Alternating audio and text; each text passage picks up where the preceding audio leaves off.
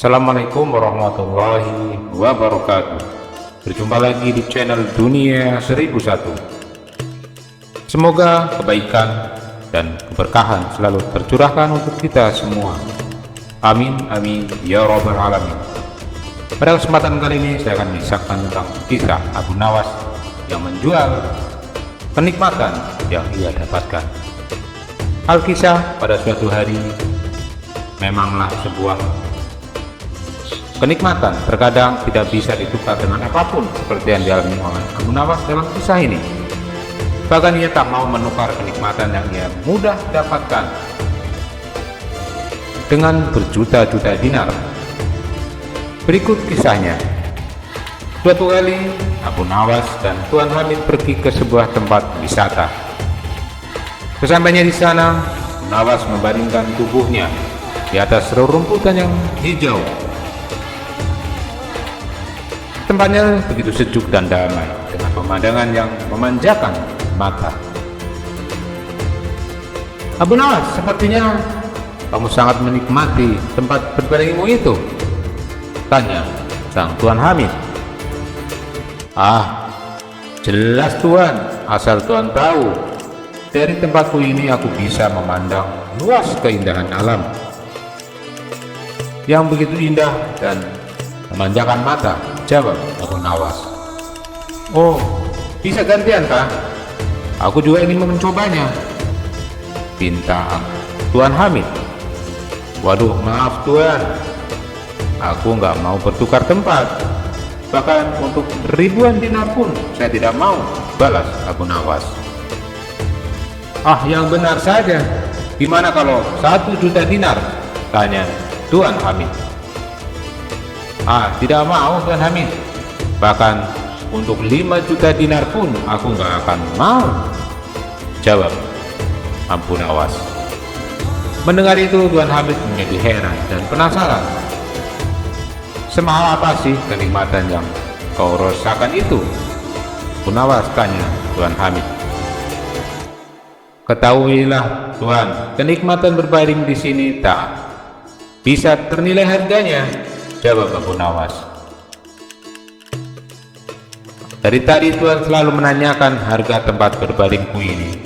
Memangnya Tuan Hamid punya uang berapa? Tanya Abu Nawas. Aku hanya punya 10 dinar. Abu Nawas, mana mungkin kamu mau menerimanya pada Tuan Hamid? Tunggu dulu Tuan Hamid. Kalau itu sih lain ceritanya, ujar Abu Nawas. Jika kamu mau menukarnya dengan 10 dinar, gimana Tuan Hamid? Ya maulah, jawab Abu Nawas singkat. Kamu ini aneh Abu Nawas. Katanya ditawar 1000 bahkan sampai 1 juta dinar, kau akan tidak mau menggantinya. Tapi hanya dengan 10 dinar, kamu rela menukarnya, tanya Tuan Hamid keheranan. Ya itu kan lain lagi ceritanya Tuan Hamid. Sekarang kita lagi ngomongin uang yang nyata, kan Tuan? Kata Abu Nawas. Dasar otak kancil, ada-ada saja cara mendapatkan uang, ucap Tuan Hamid. Demikianlah cara Abu Nawas menjual kenikmatan. Cerita ini mungkin hanyalah fiksi, tapi semoga mendapatkan manfaat dari kisah ini. Terima kasih. Wassalamualaikum warahmatullahi wabarakatuh. Dan kisah selanjutnya.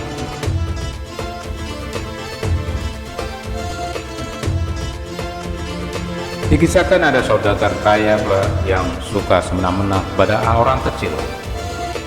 Dan dengan kekayaannya inilah ia menggunakan untuk mendekati para pejabat istana, terutama para hakim, sehingga apabila ia terlibat pada suatu masalah ia selalu luput dari hukuman. Saudagar ini mempunyai istri yang lumayan cantik jelita, dan karena saking cantiknya si saudagar merasa cemburu apabila ada orang lain yang menatapnya. dan dia tak segan-segan untuk memukul orang tersebut. Dan ketika perbuatannya diadukan kepada sang hakim, dia tak pernah dijatuhi hukuman. Sang hakim malah membebaskannya. Itu dikarenakan si saudagar sering memberi hadiah pada para hakim. Dan pada suatu ketika si saudagar itu dan istrinya berjalan-jalan untuk mencari udara segar, dan tanpa sengaja rok sang istri tersingkap oleh tiupan angin yang membuat aurat paha sang istri menjadi kelihatan untuk beberapa saat. Dan kebetulan juga waktu itu ada orang lain yang sempat melihatnya. Orang itu ada Tuan Hasan, tetangga sekaligus sahabat sang Abu Nawas. Akibatnya si saudagar pun menjadi geram dan menuduh Tuan Hasan telah berbuat asusila kepada sang istrinya. Tentu saja Tuan Hasan membantah dan menganggap tuduhan si saudagar hanya mengada-ada. Keduanya pun terlibat cekcok yang membuat perhatian banyak warga.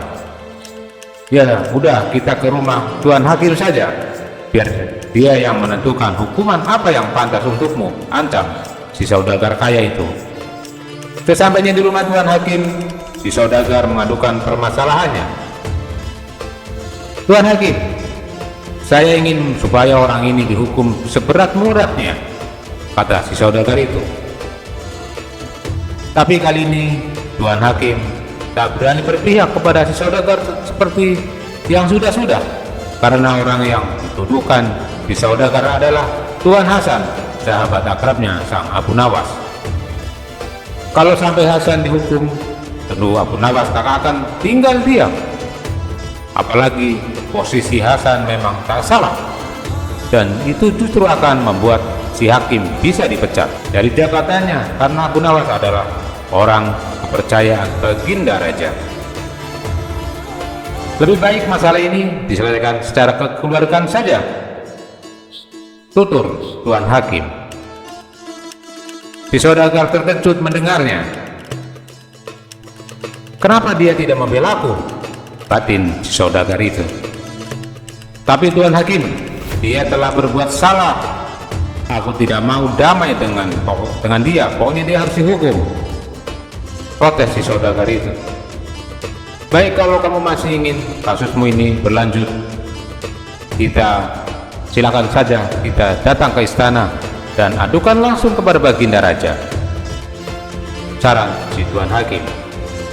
Ternyata saran tersebut dilakukan oleh saudagar itu. Maka pergilah ia bersama Tuan Hasan menuju istana. Setelah menghadap Baginda Raja, si saudagar mengadukan masalahnya dan menuntut Tuan Hasan supaya dihukum. Abu Nawas yang juga sedang berada di istana dimintai pendapatnya oleh Baginda Raja. Bagaimana menurutmu, wahai Abu Nawas? Silakan tangani kasus ini dan berikanlah keputusan yang adil, perintah Baginda Raja. Siapa duga yang mulia? Jawab Abu Nawas. Lalu Abu Nawas berkata kepada si saudagar, jika kau anggap Hasan telah berbuat asusila kepada dirimu, meskipun dia melihatnya secara tidak sengaja, tanya Abu Nawas. Ya benar, aku ingin Tuan Hasan dihukum, timpal si saudagar itu. Baiklah, walaupun Hasan itu sahabatku, tapi aku akan berbuat adil menangani kasus ini. Hai Hasan, karena kau telah berbuat asusila, maka kau harus menjalani hukuman. Ayo ikut aku ke penjara, kata Abu Nawas. Hasan pun kaget dan tak percaya kenapa Abu Nawas malah membela si saudagar itu, padahal tuduhan tersebut tidak benar adanya. Sementara si saudagar tertawa girang melihat Hasan akan masuk penjara. Tapi ketika Hasan akan memasuki ruangan penjara, tiba-tiba Abu Nawas menghentikannya. Tunggu dulu Hasan, apakah kau sudah melihat penjara itu? Tanya Abu Nawas. Sudah, aku sudah melihatnya, jawab Tuan Hasan. Nah, berarti kau sudah menjalani hukumanmu. Sekarang silakan Kau pulang saja ke rumah, balas Abu Nawas. Mendengar keputusan tersebut, si saudagar tak terima. Hukuman apa-apaan ini? Masa cuma melihat ruangan penjara dianggap sudah menjalani hukuman? Protes saudagar kaya itu. Abu Nawas selalu menjelaskan kepada si saudagar itu, ya karena tuduhan yang kau ajukan juga seperti itu. Kamu anggap Tuan Hasan telah berbuat asusila hanya karena melihat aurat istrimu kan? Kalau begitu, dia juga sudah dianggap menjalani hukuman. Cukup dengan melihat ruangan penjara itu saja, jelas Abu Nawas. Melihat hal itu, Baginda Raja pun memuji akan kecerdikan Abu Nawas. Sementara si saudagar kaya harus menahan kekecewaan. Dia pun pergi meninggalkan istana dengan perasaan yang sangat dongkol. Terlepas apakah cerita ini adalah cerita fiksi atau kenyataan, teruslah berbuat kebaikan. Karena ketahuilah, kita mungkin tahu berapa umur kita sekarang, tapi tak ada yang tahu berapa sisa umur kita selanjutnya. Terima kasih. Wabillahi taufiq wal hidayah.